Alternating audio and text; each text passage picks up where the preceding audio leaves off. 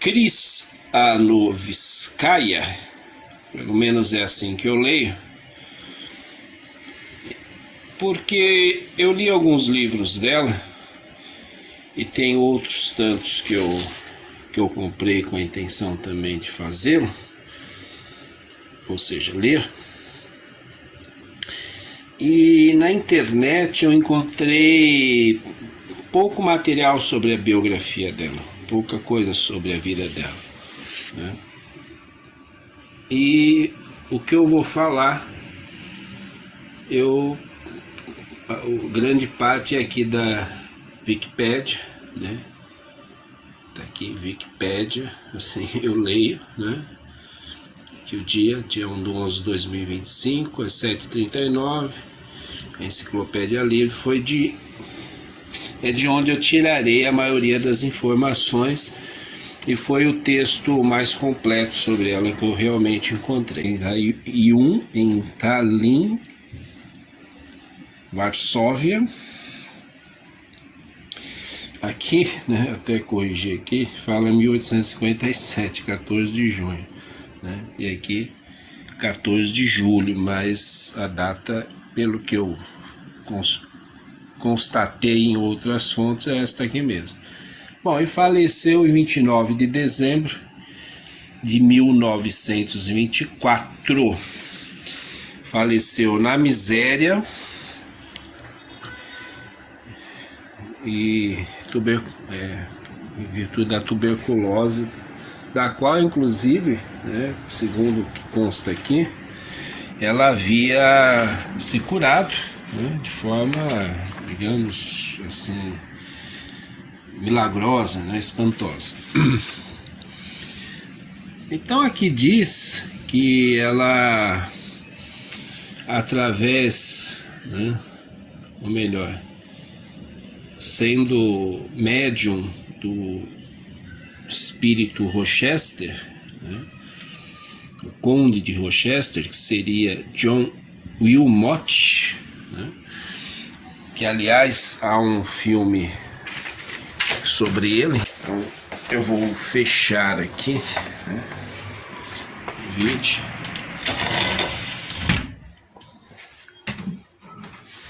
Então, se atribui a psicografia, o trabalho dela, né?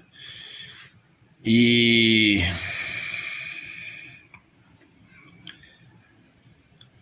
está se falando aqui de E.V. Kharitonov, esse Kharitonov deve estar aqui nas referências, né? Aqui, Kharitonov, tá aqui, né? Então tem aqui as referências, né? Provavelmente um biógrafo dela.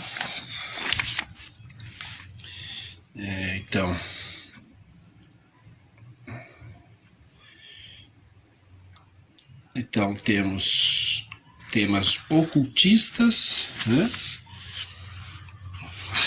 Caindo aqui, desculpa. Temas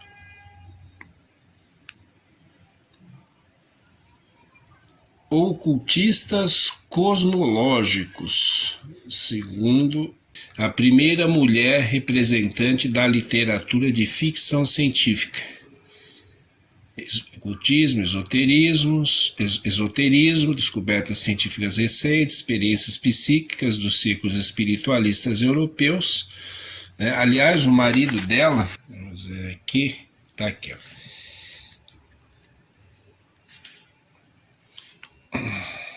Seu esposo, S.V. Semenov, ocupava um cargo na chancelaria de Sua Majestade, né?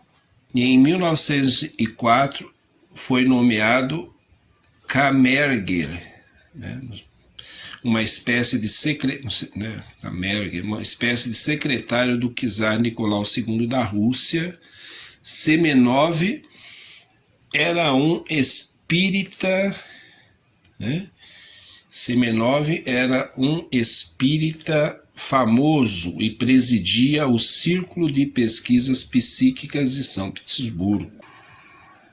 ela atraiu leitores da alta sociedade da Era de Prata, né? Não sei o que significa isso, Era de Prata, russa, e a classe média em jornais e na divulgação impressa, porque ela, seus livros, até onde entendi, saíam em periódicos. Embora tenha iniciado seguindo a linha espiritualista, organizando seances em São Petersburgo, são sessões, isso aqui, né? Posteriormente, ela gravitou doutrinas teosóficas. Sua associação com ideias e círculos czaristas de direita russa levou-a a permear representações antissemitas, né? Então é interessante a gente ver isso aqui, né? Realmente a figura do judeu aparece muito em suas obras. Então, descendia de uma antiga família da nobreza da província de Tambov, nasceu em Varsóvia, na Polônia, onde seu pai, o general-major Ivan Antonovich Križanovský, comandava uma brigada de artilharia. A sua mãe vinha de uma família de farmacêuticos. Desde cedo, a jovem recebeu uma boa educação e se interessava por história antiga e ocultismo. O seu pai faleceu quando Vera tinha apenas 10 anos de idade, o que deixou a família em situação difícil. Em 1872, Vera ingressou numa associação beneficente de educação para raparigas nobres de São Petersburgo como bolsista, a escola Santa Catarina, né? Essa era a Associação Beneficente de Educação. Entretanto, a saúde frágil da jovem e as dificuldades financeiras impediram-na de concluir o curso. Em 1877 foi dispensada e concluiu a sua educação em casa. Aí vai falar aqui que nesse período o espírito do poeta inglês J.W. Rochester, 1647-1680, aproveitando dos dons mediúnicos da jovem, materializou-se, né? E propôs que ela se dedicasse de corpo e alma a serviço do bem, né? E que escrevesse sob sua orientação. Após contato com aquele que se tornou seu guia espiritual, Vera se curou da tuberculose. Depois, mais adiante, é dito que ela acaba falecendo de tuberculose. Aos 18 anos, iniciou o trabalho de psicografia. Em 1880, né, os primeiros livros dela, ela escreveu em francês, né, que depois foram traduzidos para o russo e outros idiomas. Então, em 1880, numa viagem à França, participou. Então você vê, o Kardec morre em 1869, né? Você vê que, né, ainda estamos ali, né, naquele período sob muita influência do espiritismo e outras, da teosofia e outras tantas que começaram a aparecer, o próprio espiritualismo nessa linha. Numa viagem à França, participou com sucesso de uma sessão mediúnica, né? Lembremos que o marido dela era um espírita, né, já consagrado, digamos assim. Na ocasião, seus contemporâneos se surpreenderam com a sua produtividade, apesar da saúde débil. Em suas sessões espíritas, reuniam-se médiuns famosos europeus e ainda o príncipe Nicolau, né? Futuro Nicolau II da Rússia, do qual o marido, depois ali mais tarde, né, se tornará aqui, ó, seu esposo, SV Semenov, ocupava um cargo na chancelaria de Sua Majestade. Em 1904 foi nomeado Kamerger, como já disse, isso aqui eu estou repetindo, uma espécie de secretário do czar Nicolau II. Então está aqui Nicolau II, né? Então ele seria o futuro, né, czar da Rússia, que na época, né, ele ainda era o príncipe Nicolau, e participou dessa sessão mediúnica, né? Participou com sucesso de uma... Na ocasião, os seus contemporâneos se surpreenderam, tal. Em suas sessões espíritas reuniam-se médiuns famosos europeus e ainda, tá vendo? Então, numa dessas sessões, pelo menos, estava lá o príncipe Nicolau, que depois Nicolau da Rússia, e o marido dela provavelmente também estava ali, né? Bom, então aqui, né, numa dessas sessões, teria sido predito ao príncipe o acidente de Kodinka. Não sei que acidente é esse, mas seria bom ir lá checar o que foi esse acidente de Kodinka com o Nicolau II. Né, ainda o romance histórico Episódio da Vida de Tibério, grafado em francês, assim como suas primeiras obras, em que a tendência para temas místicos já podia ser notada. Acredita-se que a médium tenha sido influenciada pela doutrina espírita de Allan Kardec, pela teosofia de Helena Blavatsky e pelo ocultismo de Papus. Com certeza, né? Nesse período de residência provisória em Paris, Vera psicografou uma série de romances históricos como o Farol Mernefata, esse nós temos também, Abadia dos Beneditinos, Romance de uma Rainha, O Chanceler de Ferro do Antigo Egito, Herculano, também temos, O Sinal de Vitória, Noites de São Bartolomeu, entre outros que chamavam a atenção do público não somente pelos assuntos cativantes, pelas tramas emocionantes, mas pelas tramas emocionantes.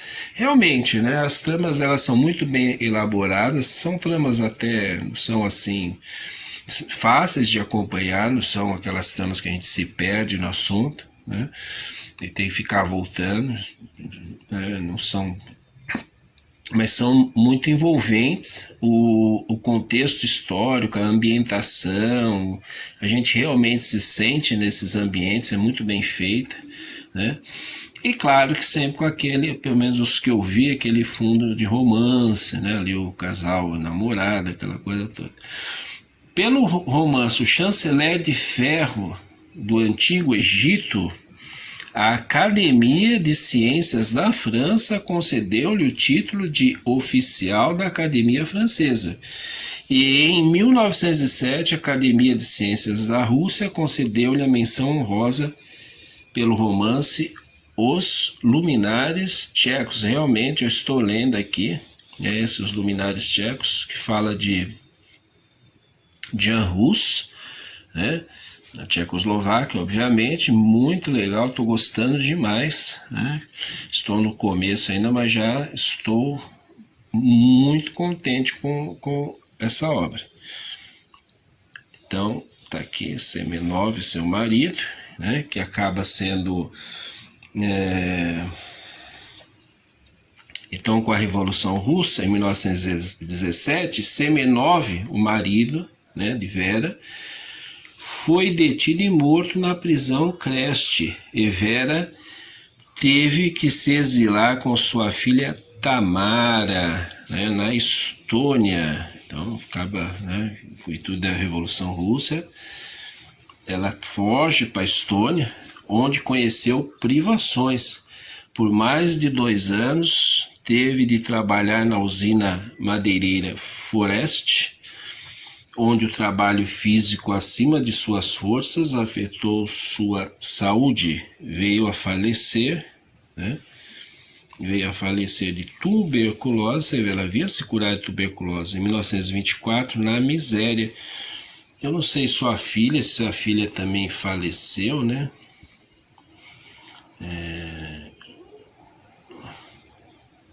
Então, não sei se a filha também faleceu, como é que foi a questão da filha, tá? Então, aqui pelo que eu entendo, em 1924, ela, como é dito aqui, né?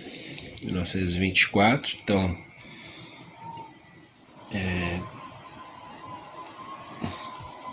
29 de dezembro de 1924. Ela falece em virtude da tuberculose, né? Então a filha, não sei o que aconteceu com a Tamara aqui, né? Qual foi o destino da Tamara.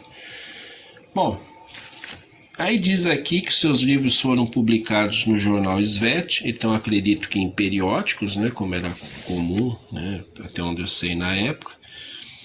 Aí nos jornais Moskved,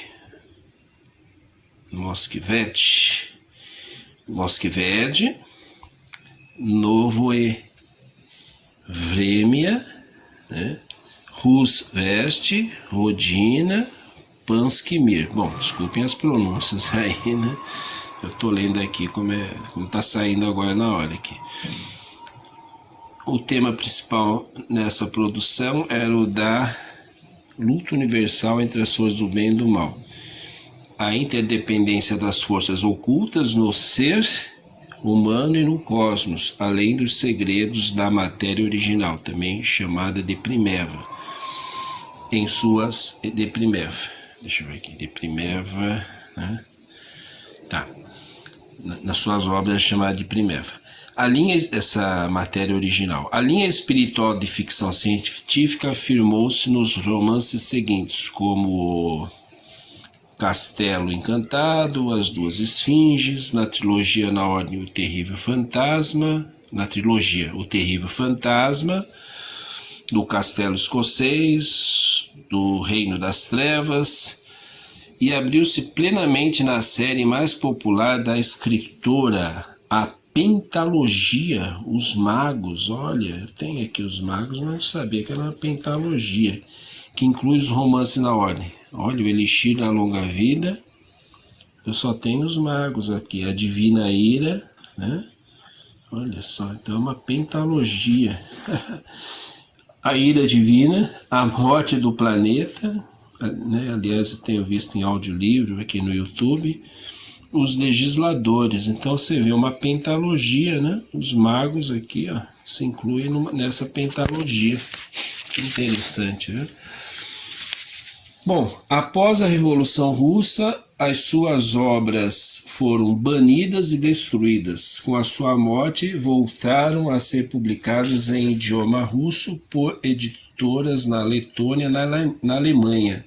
Atualmente, essas obras encontram-se traduzidas para diversos outros idiomas, como letão, inglês, espanhol, lituano, tcheco, alemão, português e outras, né?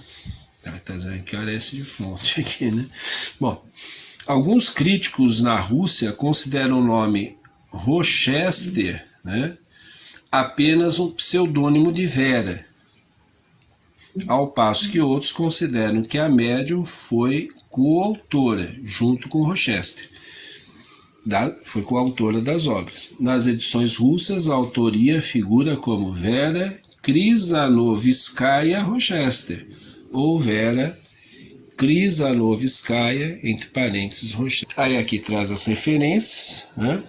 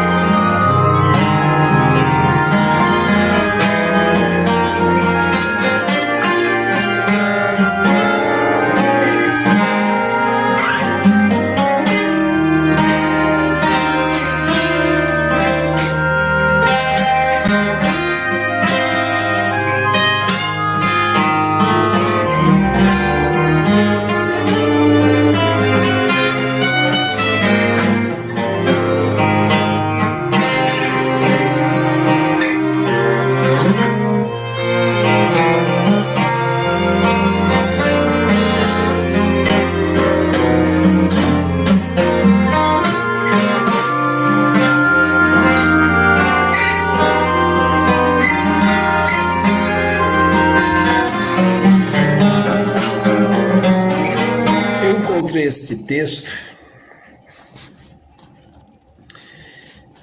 e aqui ele reforça, o autor reforça Evgeny Karitonov,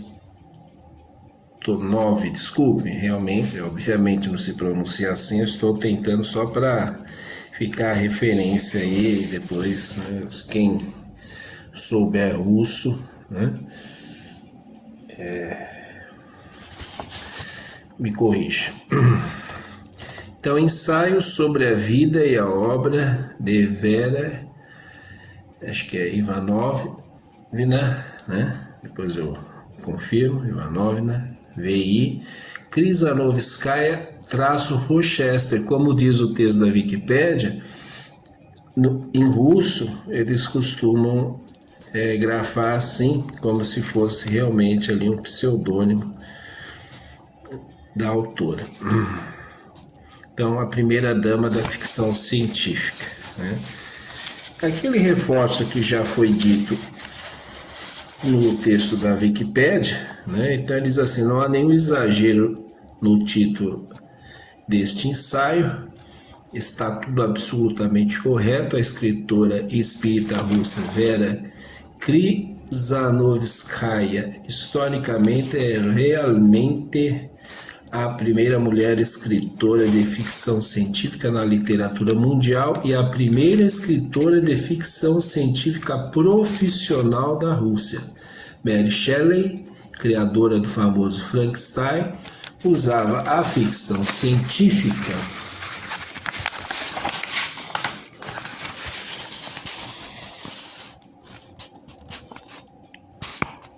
esporadicamente, enquanto o reconhecido primeiro profissional nacional de ficção científica, A.R. Beilaev, aqui nos subentendemos escritores cujas obras são inteiramente ou em sua maior parte ficção científica, estreou neste gênero somente um ano após a morte de Vera Krizanovskaya. Portanto, a escritora tem todo o direito de concorrer ao título de primeira dama da ficção científica. Era uma escritora popular, tida como de menor valor por alguns, embora tenha recebido prêmios relevantes, como nós já comentamos, tenha sido reconhecido pela Academia Russa, Academia Francesa, porque aqui diz que ela escrevia, como a gente já falou, né, mas não frisou bem isso. Primeiro em francês, língua que ela dominava perfeitamente, e depois em russo, o texto era passado para o russo, né? E diz que pessoas, né, conhecedoras do assunto, né, teosofia, ocultismo, que ela trazia detalhes, que sua obra trazia detalhes, né, sobre esses temas muito mais precisos que muitos ditos, né, grandes conhecedores. Inclusive tem um professor aqui de história, se eu não me engano, um doutor, que diz que o conhecimento dela de Egito Antigo, né, era surpreendente, né? Que ela sabia mais detalhes que muitos, né, doutores, né? Detalhes muito interessantes, né? Inclusive de quando ela morreu, que, né, ela ainda escrevia, ela trabalhava numa madeireira, como já foi dito também, mas ela ainda continuava escrevendo, só tinha dificuldades para publicar e à noite ainda fazia bico como jogando cartas, né?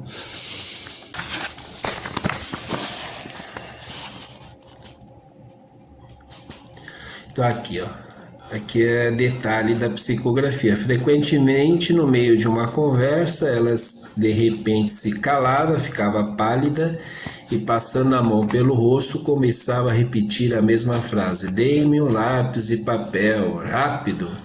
Geralmente, nesta hora, Vera sentava-se numa poltrona junto a uma pequena mesa, onde quase sempre havia um lápis e um bloco de papéis.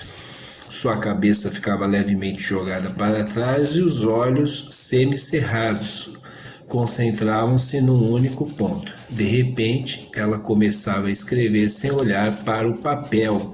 Era verdadeira escrita automática. Este estado de transe durava de 20 a 30 minutos, após o que Vera Ivanovna, aqui está, né, o nome do meio, Ivanovna, confirmando,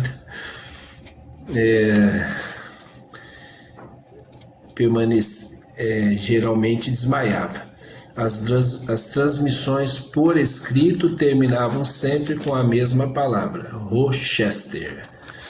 Conforme Vera, este era o nome, ou melhor, o sobrenome do espírito que ela recebia.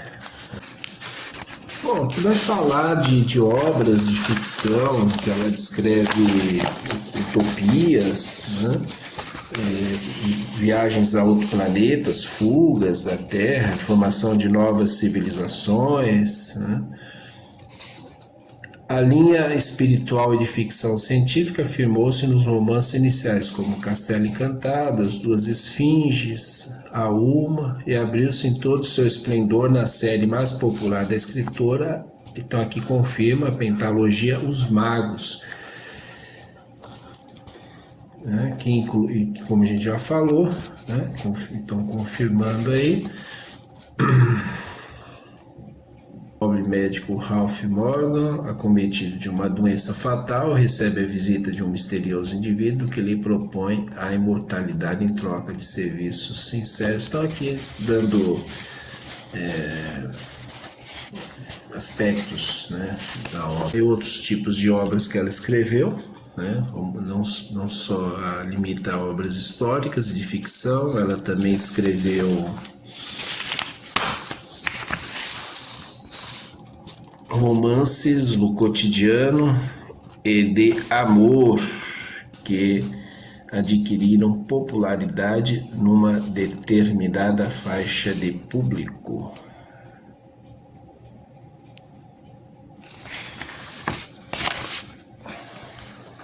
Eu gostei muito deste texto e reforça as influências, inclusive, de Kardec. Aliás, Allan Kardec está gravado com L só.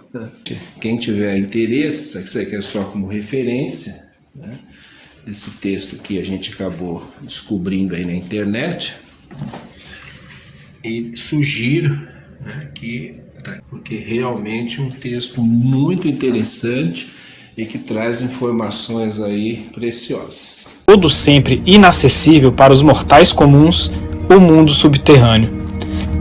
Lá sobrevive o que restou do Antigo Egito. Lá se escondem os tesouros de sua portentosa ciência.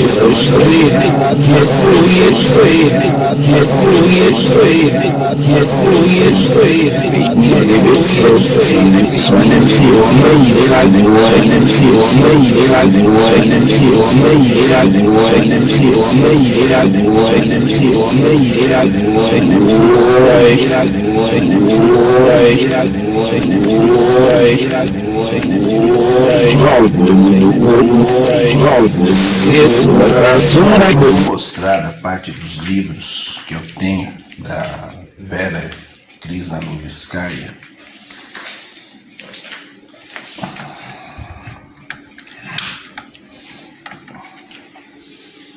E que estão aqui comigo, né? E os demais que eu tenho também, eu mostrarei lá no meu espaço cultural que eu tenho na Zona Norte de São Paulo. Porque minha esposa ainda está dormindo.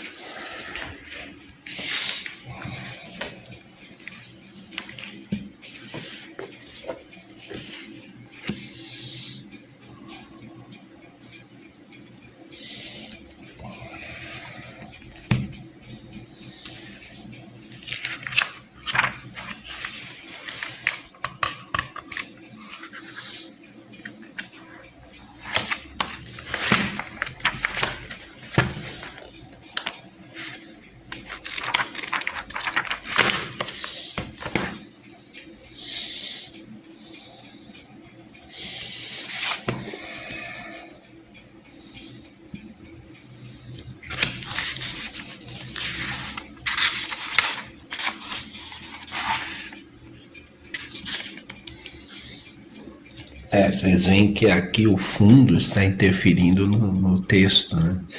É um problema problema estético, vamos dizer assim.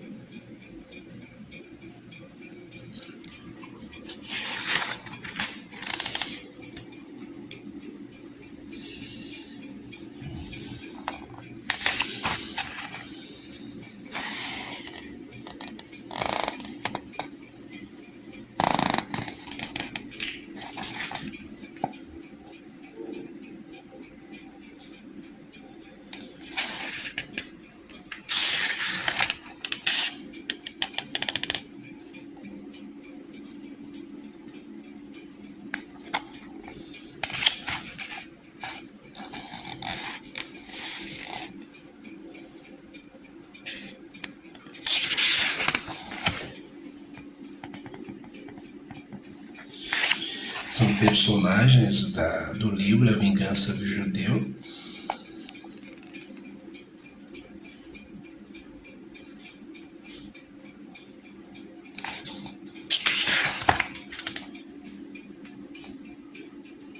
Está aqui John Wilmot, o Conde de Rochester.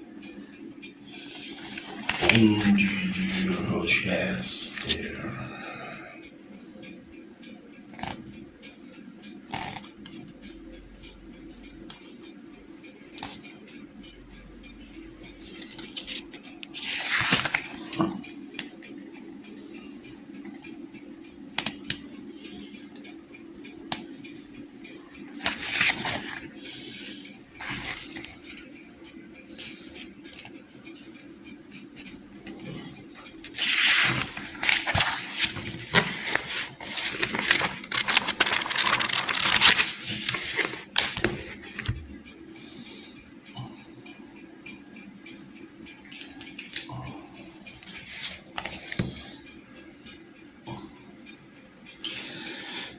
Este aqui é o primeiro livro dela.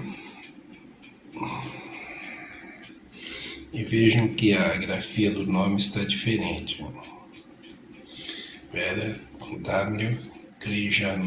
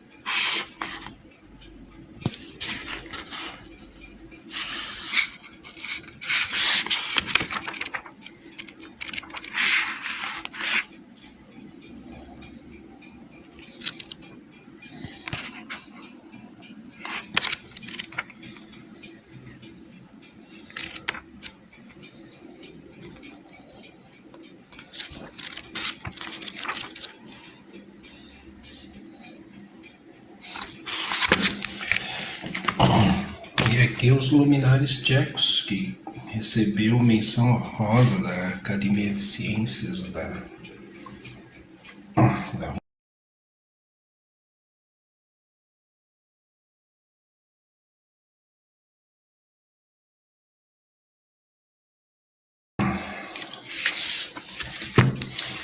Bom, esses são os que estão aqui comigo, e os que estão lá no meu espaço, quando eu for para lá, né, eu mostro também e coloco aqui no vídeo, mas vocês verão aqui no vídeo logo em seguida.